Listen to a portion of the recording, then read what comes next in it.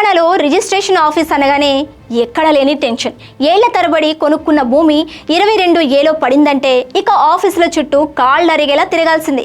కానీ ఈ సమస్యలకు బ్రేక్ పడుతుంది. రాష్ట్ర రెవెన్యూ శాఖ మంత్రి పొంగులేటి శ్రీనివాసరెడ్డి తీసుకున్న నిర్ణయంతో సబ్ రిజిస్ట్రార్కు టెన్షన్ పట్టుకుంది. నిషేధిత ఆస్తుల పేరిట సామాన్యులకు చుక్కలు చూపిస్తున్న అధికారుల విచక్షణాధికారాలకు ఏకంగా కత్తెర వేశారు మంత్రి పొంగులేటి. పీఓబీకి సంబంధించిన దరఖాస్తులు ఇకపై ఎంఆర్ఓ ఆఫీసుల్లో పడి మూలగడానికి వీల్లేదని, నేరుగా కలెక్టర్లకే వెళ్లాలని ఒక సంచలన ఆదేశం జారీ చేశారు.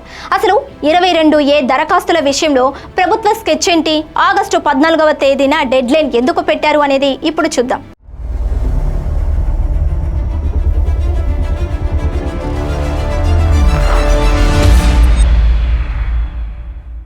Hi hello, welcome to Khyati connects. నేను సిరి. సచివాలయంలో హైదరాబాద్, రంగారెడ్డి, మేడ్చల్, సంగారెడ్డి కలెక్టర్లు రిజిస్టర్లతో సుదీర్ఘ సమీక్ష నిర్వహించిన మంత్రి పొంగులేటి ముందుగా ప్రజలకు ఒక క్లారిటీ ఇచ్చారు. కొత్తగా తమ ప్రభుత్వం ఏ ఒక్క భూమిని నిషేధిత 22A జాబితాలో చేర్చలేదని చెప్పారు. గత ప్రభుత్వం నుంచి కొనసాగుతున్న చట్టపరమైన సాంకేతిక చిక్కుల వల్ల మాత్రమే జనాలు ఇబ్బంది పడుతున్నారని, జెన్యూనున్న ప్రతి దరఖాస్తును యుద్ధ ప్రాతిపదికన పరిష్కరించి సామాన్యులకు ఊరట కలిగిస్తామని హామీ ఇచ్చారు. 22A పేరిట ఉద్దేశపూర్వకంగా ఏ పేదవాడికి అన్యాయం జరిగినా ఊరుకునేది లేదని అధికారులకు స్ట్రాంగ్ వార్నింగ్ ఇచ్చారు. సబ్ రిజిస్టర్లకు ఉండే అదనపు విచక్షణాధికారాలు ఇకపై చెల్లవని తేల్చి చెప్పారు. సిస్టంలో ఆన్లైన్లో ఏది ఉంటే దానికి ఆమోదం తెలిపే వరకే మీ పవర్, మీకు ఇష్టం వచ్చినట్లు చేయడానికి వీల్లేదని స్పష్టం చేశారు.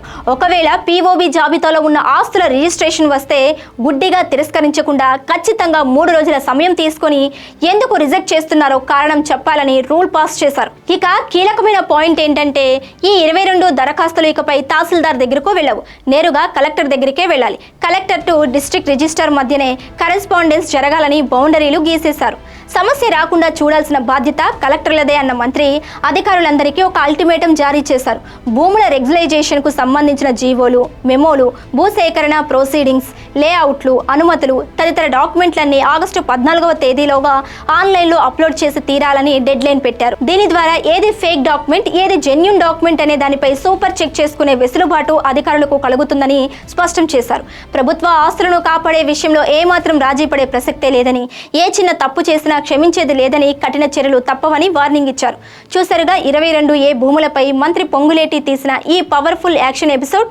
సామాన్యుడిని ఆఫీసుల చుట్టూ తిప్పుకునే విధానానికి చెక్ పెడుతూ నేరుగా కలెక్టర్లకే ఆ బాధ్యత అప్పగించడం రెవెన్యూ శాఖలో ఒక బిగ్గెస్ట్ రీఫార్మ్ అని చెప్పవచ్చు. మరి మంత్రి జారీ చేసిన ఈ ఆదేశాలతో కింది స్థాయి రిజిస్ట్రేషన్ ఆఫీసుల్లో అవినీతికి చెక్ పడుతుందా? ఆగస్టు 14 నాటికి అధికారులంతా డాక్యుమెంట్లను ఆన్లైన్ చేసి పారదర్శకత తీసుకొస్తారా? ఏళ్ల తరబడి 22A చిక్కుల్లో ఉన్న భూముల సమస్యకు శాశ్వత పరిష్కారం దొరుకుతుందా లేదా అనేది వేచి చూడాల్సిందే.